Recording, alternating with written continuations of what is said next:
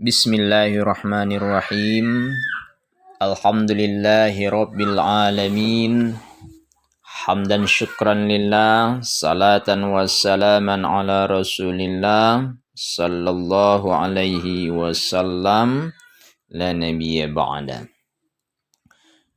Pada materi pembahasan kali ini, kita coba membahas tentang qasasul Quran. Kisah-kisah dalam Al-Quran. Al-Quranul Karim sebagai pedoman, sebagai petunjuk dalam kehidupan kita, terdapat beragam kisah, di mana kisah tersebut memiliki tujuan yang jelas, di mana kisah-kisah dalam Al-Quran bukanlah cerita fiktif, bukanlah cerita sebagaimana dongeng-dongeng yang kita dengar, yang kita baca, akan tetapi kisah yang terdapat di dalam Al-Quran banyak sekali mengandung keterangan tentang kejadian pada masa lalu, sejarah bangsa, keadaan negeri, dan peninggalan jejak setiap umat. Al-Quran menceritakan semua keadaan mereka itu dengan cara menarik dan mempesona. Sehingga ketika kita membaca Al-Quran, di saat kita membaca ayat tentang kisah, kita tidak pernah merasa bosan, kita tidak pernah merasa jenuh untuk membacanya, mempelajarinya, meskipun berulang-ulang. Di dalam Al-Quran terdapat macam-macam kisah. Banyak sekali dikisahkan beberapa peristiwa yang pernah terjadi dalam sejarah. Dari Al-Quran dapat diketahui beberapa kisah yang pernah dialami oleh orang-orang yang jauh sebelum kita. Selain itu, Al-Quran juga menceritakan beberapa peristiwa yang terjadi pada zaman Rasulullah, pada zaman Nabi-Nabi Allah. Nah, melihat dari itu, maka kisah yang tercantum dalam Al-Quran bisa dibagi menjadi dua model atau dua macam. Yang pertama, dilihat dari segi waktu, dan yang kedua dilihat dari segi materi. Adapun dari segi waktu, ditinjau dari segi waktu, kisah dalam Al-Quran itu ada 3. Yang pertama, kisah tentang hal-hal yang gaib. Kisah tentang hal-hal yang gaib, yang terjadi pada masa lampau. Seperti kisah tentang dialog malaikat dengan Allah mengenai penciptaan khalifah. Itu terdapat di dalam surat Al-Baqarah ayat 30. Wa idz qala rabbuka lil malaikati inni ja'ilun fil ardi khalifah. Ada dialog Allah dengan malaikat, bahwasanya Allah akan menciptakan khalifah. Tatkala Allah berkata kepada para malaikat, wa iz qala rabbuka lil malaikah inni ja'ilum fil ardi khalifah, sesungguhnya aku akan menjadikan khalifah, menciptakan khalifah fil ardi, muka bumi. Lalu Apa kata malaikat? Qalu ataj'alu fiha man yufsidu fiha wa yasfikud dima. Ya. Terjadilah dialog antara malaikat dengan Allah. Apa kata malaikat? Untuk apa engkau ciptakan manusia? Ya, mereka akan bermusuhan, mereka akan saling bertumpahan darah. Ya.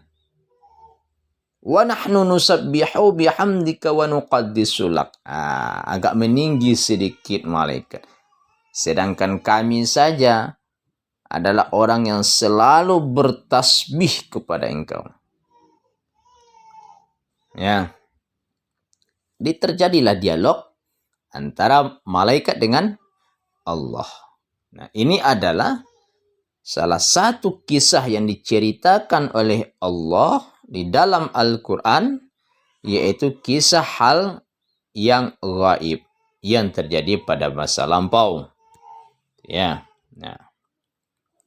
Kemudian ada pula kisah tentang penciptaan alam semesta.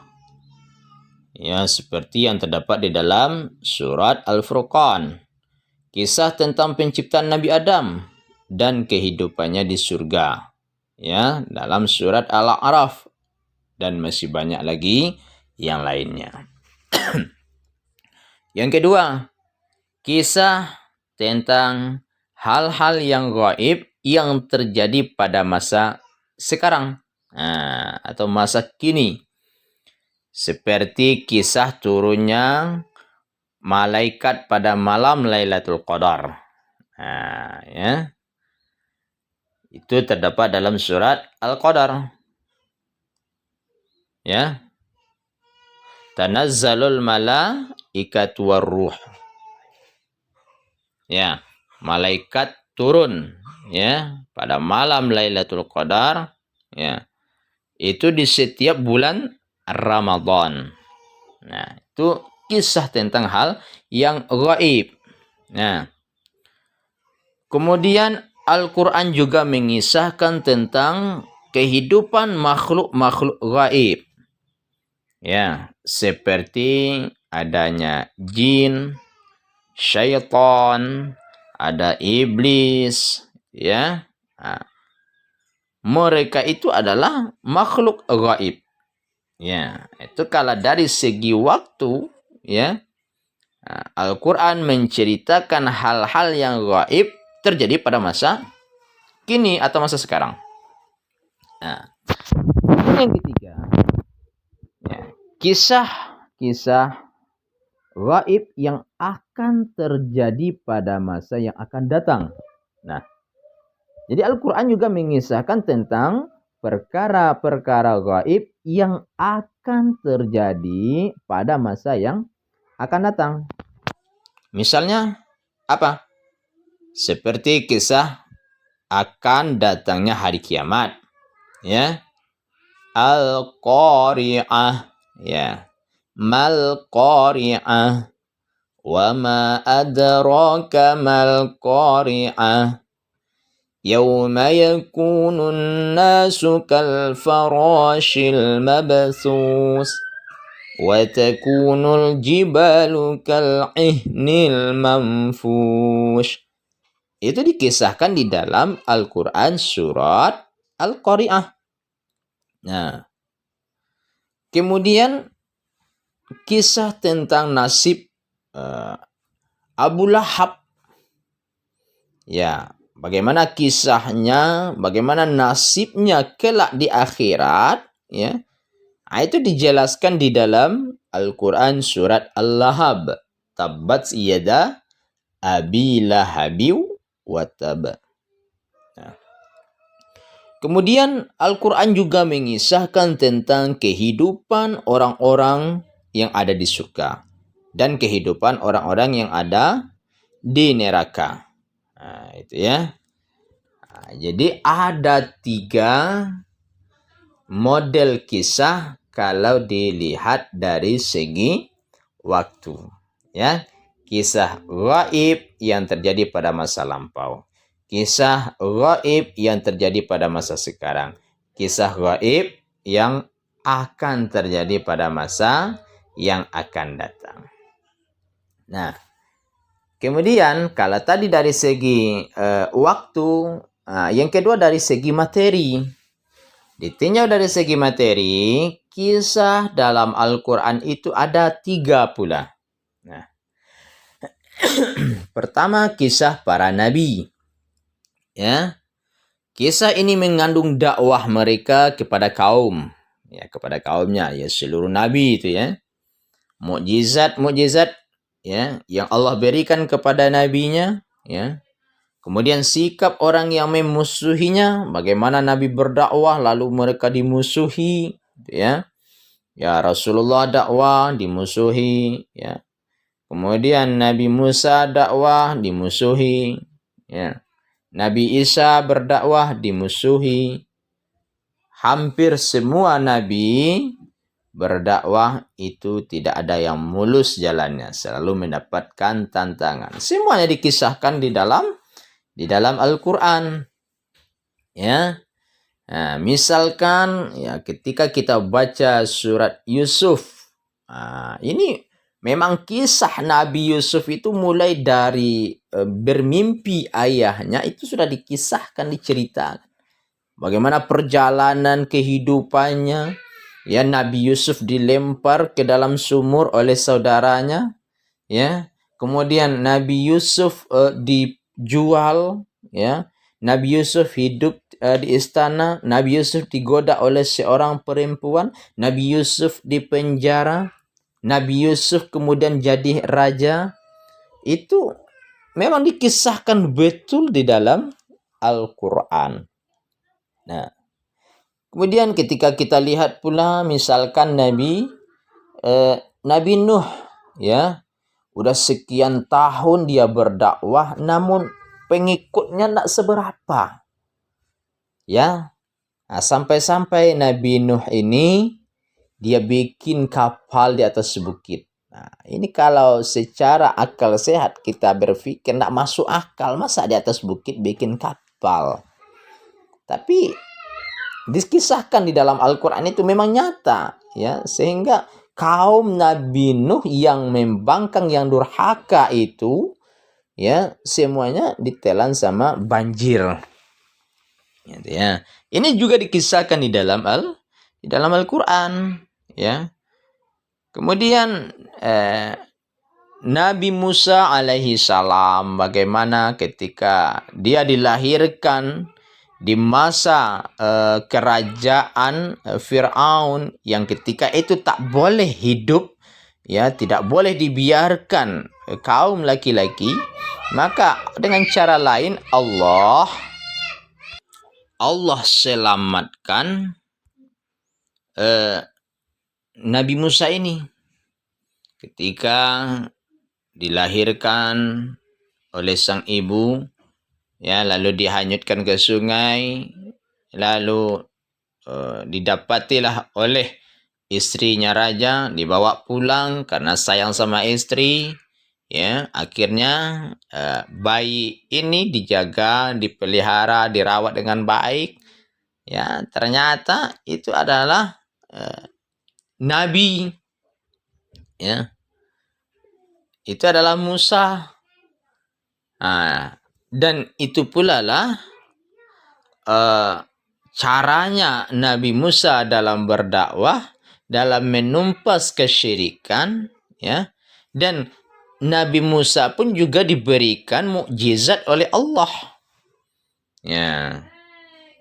Ada satu mukjizat yang terbaiknya, yaitu diberikan dia sebuah tongkat. Sehingga dengan tongkat tersebut, ya, sebagai mukjizat yang Allah berikan, ya, bisa membelah lautan, ya. Ketika tentara-tentara Fir'aun, ya, melemparkan talinya yang bisa berubah menjadi ular, ya, untuk memangsa Nabi Musa ini, ternyata ketika, ya, Allah berkata itu, ya, untuk memukulkan tongkatnya, akhirnya berubah jadi ular, lalu menelan ular-ular kecil dari tentara-tentara Firaun. Nah, itu kisah para nabi. Banyak lagi kisah-kisah nabi yang terdapat di dalam Al-Quran. Nah, yang kedua, dilihat dari segi materinya.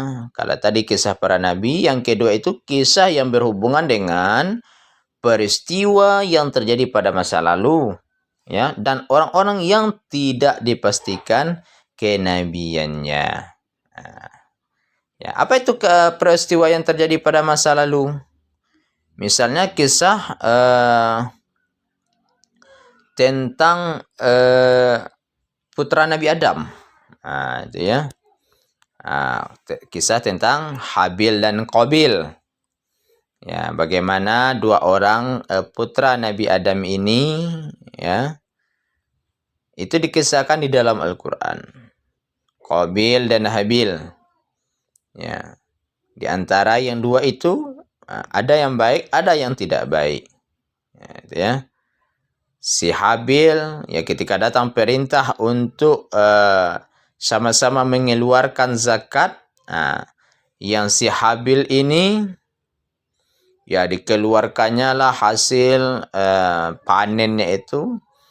Kalau buah-buahan yang sudah busuk, gitu ya, yang dia sendiri nggak mau lagi. Beda lagi dengan Qabil, dia seorang pengembala. Ya, dikeluarkannya, dicarinya ternaknya itu yang gemuk, yang besar. Ya, akhirnya apa yang diterima itu, ya, yang baik-baik. Itu juga dikisahkan di dalam Al-Quran. Kemudian tentang kisah para pemuda, ya, 7 pemuda yang tinggal di sebuah gua. Itu diceritakan itu dalam sebuah surat, namanya itu surat Al-Kahfi. Kisah Ashabul Kahfi, penghuni gua. Di mana mereka itu, ya, ketika mereka tetap yakin dengan Allah dan mereka itu dikejar-kejar sama penguasa, akhirnya mereka lari.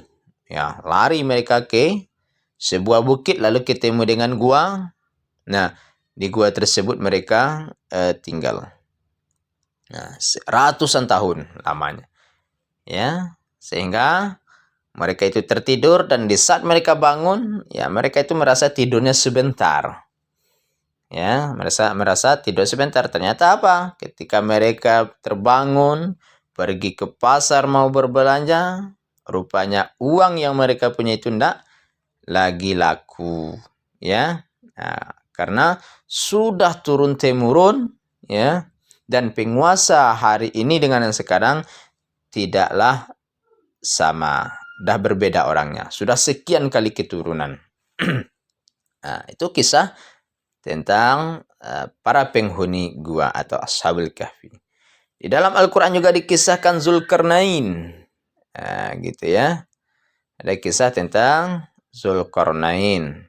Nah, kemudian juga dikisahkan tentang Qarun, ya, seorang yang diberikan kelebihan harta oleh Allah. Ya. Qarun pertama kali dia orangnya menderita, orangnya susah, lalu diberi kemudahan oleh Allah. Ya, harta melimpah. Ya, bahkan ketika kita baca sejarahnya Qarun ini, kunci gudang harta itu, kekayaannya itu, ya, onta yang membawanya. Ya, masih banyak lagi kisah-kisah atau peristiwa yang terjadi pada masa lalu, ya, yang diceritakan di dalam Al-Quran. Nah, kemudian yang ketiga, ya, masih dalam kisah ditinjau dari segi materi, yaitu kisah-kisah yang berhubungan dengan peristiwa yang terjadi pada masa Rasulullah. Ya, kisah atau peristiwa yang terjadi pada masa Rasulullah. Misalkan perang Uhud, ya. Bagaimana terjadi perang Uhud? di mana pada perang tersebut itulah perang yang paling parah, sehingga ketika itu Rasulullah terluka malahan sampai tanggal giginya, yaitu di perang Uhud. Ada lagi perang Badar, ya. Ada lagi perang Hunain. Nah, ada lagi perang Tabuk, ya. Kemudian bagaimana kisahnya Rasulullah itu Isra dan Mi'raj, ya, semuanya ada dikisahkan di dalam Al-Quran. Nah, itu kisah ditinjau dari segi waktu dan materi. Kemudian bagaimana teknik pemaparan kisah dalam Al-Quran? Nah, pemaparan kisah dalam Al-Quran memiliki cara yang sangat spesifik sekali. Ya. Kenapa demikian? Karena pendekatan yang digunakan itu menggunakan aspek seni dan keagamaan secara bersamaan. Ya. Beberapa bukti bahwa teknik pemaparan Al-Quran itu bersifat spesifik.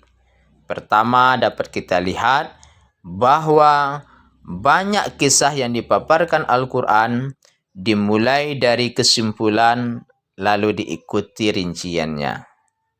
Ya, misalkannya kisah tentang perjalanan dakwahnya Nabi Yusuf. Itu diawali oleh mimpi dan dipilihnya Yusuf sebagai Nabi Allah. Ya, itu terdapat di dalam surat Yusuf ayat 6 sampai ayat 7. Ya. Kisah tersebut berlanjut ya dengan penuturan ya fragmen setelahnya. Kedua, kisah Al-Quran diawali dengan ringkasan. Nah, jadi ada pula kisah Al-Quran itu diawali dengan ringkasan. Nah, dalam hal ini ya dimulai dari ringkasan, lalu nanti diikuti rinciannya dari awal sampai akhir. Misalkan ya kisah Ashabul Kahfi, ya. Nah, kisah Ashabul Kahfi itu diawali dengan ringkasan, ya. Lalu diikuti rinciannya mulai dari awal sampai akhir. Itu terdapat di dalam surat Al-Kahfi. Nah, yang ketiga, Al-Quran menggunakan pengungkapan ya sebagai pembuka sebuah kisah. Ada adegan, ya. Nah, pola pemaparan kisah yang berawal dari adegan ini dilanjutkan dengan perincian kisah dari awal hingga akhir. Ya, seperti kisah Nabi Musa tadi, ya. Nabi Musa dengan Fir'aun, ya. Dalam surat Al-Qasas, ya, diawali dengan ada adegan, ya. Adegan klimaks, yaitu keganasan Fir'aun memimpin ketika itu, ya. Tak satu pun dibolehkan ya wanita ini melahirkan anak laki-laki. Kalau ada anak laki-laki, dia dibunuh. Jadi ada rasa kekhawatiran atau rasa takut Fir'aun ini, kalau lahir nanti anak laki-laki dia akan menjadi penguasa, ya. Takut dia terhimpit. Nah, keempat, kisah Al-Quran tanpa didahului oleh pendahuluan. Nah, sebagaimana lazimnya sebuah buku cerita.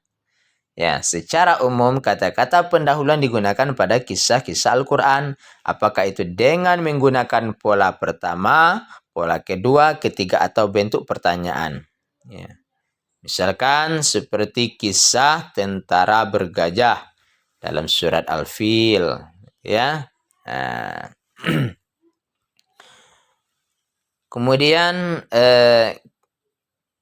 kisah yang dimulai secara langsung dari inti materi, ya, misalkan tentang kisah Nabi Musa mencari ilmu, itu ya, yang diceritakan dalam surat Al-Kahfi, ya.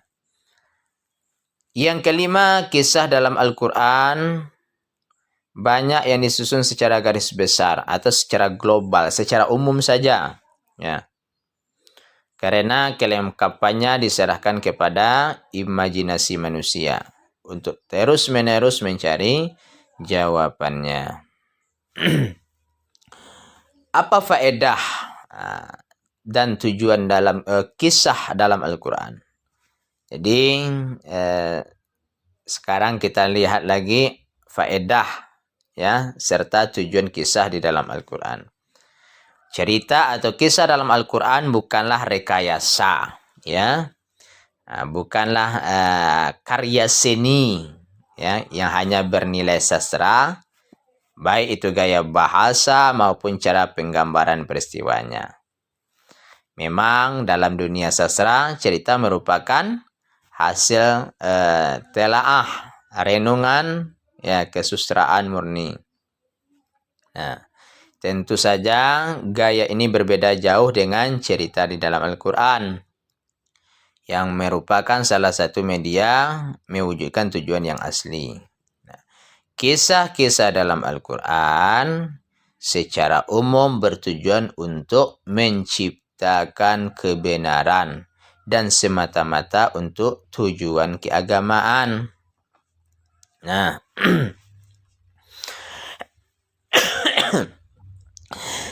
jika dilihat dari keseluruhan kisah yang ada dalam Al-Quran, tujuan serta faedahnya itu, ya, pertama untuk menerangkan bahwa semua agama dan dasarnya hanya satu, dan itu semua berasal dari Allah Subhanahu wa Ta'ala. Yang kedua, menerangkan bahwa cara yang ditempuh oleh para nabi dalam berdakwah itu hanyalah satu jalan, ya. Nah, satu jalan, kemudian sambutan kaum mereka terhadap dakwahnya itu juga sama. Ya, ada yang sama-sama menerima, ada yang sama-sama menolak. Kemudian menerangkan dasar yang sama antara agama yang diajarkan oleh Nabi Muhammad SAW dan agama yang digagas oleh Nabi Ibrahim secara khusus. Selanjutnya, faedahnya menjelaskan asas-asas dakwah menuju Allah dan menjelaskan pokok-pokok syariat yang dibawa para nabi. Kemudian, membenarkan para nabi-nabi terdahulu, menghidupkan kenangan terhadap mereka, serta mengabadikan jejak dan peninggalannya. Nah, di dalam Al-Quran terdapat pengulangan kisah. Ya. Al-Quran tidak menceritakan sebuah kejadian dan peristiwa tertentu secara berurutan, dan tidak pula memaparkannya secara panjang lebar. Jadi, Al-Quran juga mengandung berbagai kisah yang diungkapkan secara berulang-ulang dalam beberapa tempat. Ya. Sebuah kisah terkadang berulang, ya, disebut dalam Al-Quran dan dikemukakan dalam berbagai bentuk gaya tutur bicara yang berbeda-beda. Di satu tempat ada bagian yang didahulukan, sedang di tempat lain diakhirkan. Nah, jadi Al-Quran terdapat di dalamnya pengulangan kisah, ya, itu menunjukkan kehebatan mukjizat Al-Quran. Sebab mengungkapkan sesuatu makna dalam berbagai bentuk susunan kalimat, ya, di mana salah satu bentuk tidak dapat ditandingi oleh sastrawan Arab. Nah, ini menunjukkan kehebatan daripada mukjizat Al-Quran. Itu gunanya kisah di dalam Al-Quran itu selalu berulang. Di salah satu tujuannya itu adalah menunjukkan kehebatan mukjizat. Ya. Kemudian memberikan perhatian besar terhadap kisah tersebut. ya apapun kisah yang diceritakan di dalam Al-Quran, ya dapat memberikan perhatian yang besar agar pesan-pesan yang disampaikan lebih mantap dan melekat pada jiwa. Apa pengaruhnya kisah-kisah Al-Quran itu dalam pendidikan?